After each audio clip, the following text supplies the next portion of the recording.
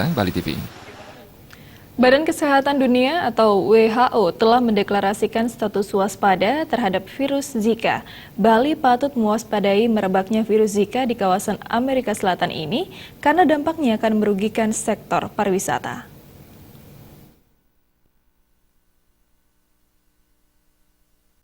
Terkait dengan status yang telah dikeluarkan oleh WHO, setiap negara sudah harus siaga untuk mencegah virus tersebut masuk ke gerbang pintu sebuah negara.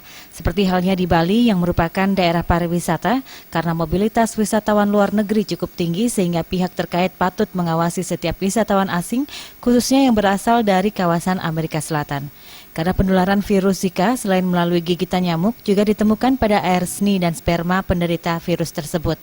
Menurut praktisi kesehatan Wayan Artana, jika nyamuk yang sudah terinfeksi virus tersebut menggigit ibu hamil, maka dikhawatirkan janin yang dikandung akan cacat dan terkena mikrosefali, yakni cacat serius yang menyebabkan beberapa masalah fisik.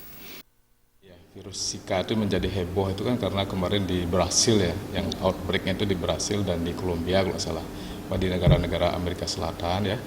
Nah, itu insidennya cukup tinggi dan yang menarik di situ adalah terjadinya mikrosefali pada bayi-bayi yang lahir dari ibu yang menderita virus Zika selama kehamilan. Jadi kejadian mikrosefali itu meningkat hampir 20 kali lipat gitu. Nah, ini yang menjadi heboh karena mikrosefali itu seperti kita ketahui akan menimbulkan dampak yang sangat buruk pada anak, tergantung derajat daripada mikrosefalinya, mulai ringan sampai berat, bahkan bisa sampai meninggal kalau terlalu berat gitu kan.